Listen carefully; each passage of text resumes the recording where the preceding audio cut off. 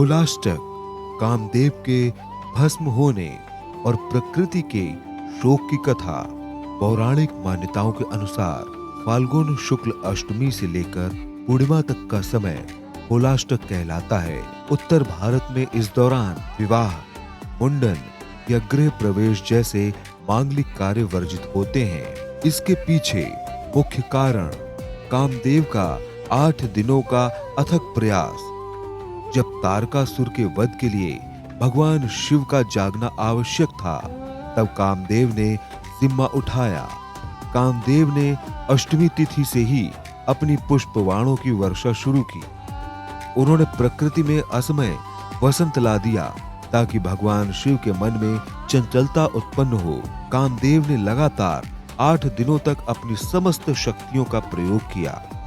इन 8 दिनों तक पूरा ब्रह्मांड काम, ईर्ष्या और तप के बीच के तनाव से गुजर रहा था। अंततः फाल्गुन पूर्णिमा के दिन भगवान शिव का तीसरा नेत्र खुला और उन्होंने कामदेव को भस्म कर दिया। मांगलिक कार्य क्यों वर्जित है? कामदेव के भस्म होने के बाद उनकी पत्नी रति ने इन्हीं 8 दिनों तक विलाप किया था। हिंदू संस्कृति में जिस समय रति का विलाप और कामदेव का अंत हुआ, उस समय को शुभ कार्यों के लिए उपयुक्त नहीं माना जाता। ज्योतिष शास्त्र के अनुसार इन 8 दिनों में सूर्य, चंद्रमा, मंगल, बुध, गुरु, शुक्र, शनि और राहु केतु जैसे ग्रहों का स्वभाव काफी उग्र और नकारात्मक हो जाता है। इसलिए इस समय किए गए कार्यों के सफल होने की संभावना कम मानी जाती है। वहीं उत्तर भारत में होलाष्टक को भक्त प्रहलाद की प्रताड़ना से भी जोड़ा जाता है।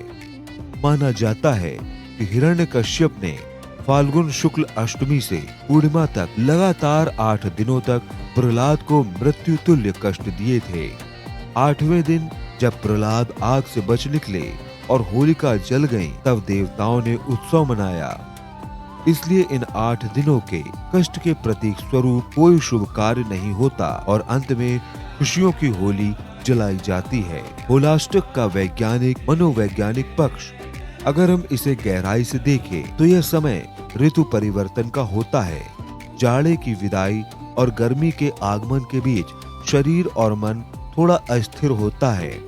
इसलिए प्राचीन ऋषियों ने इस समय को बाहरी आडंबरों, शादी ब्याह से हटाकर तप, दान और आत्म मंथन के लिए सुरक्षित किया था। आनंद टीवी के लिए विशेष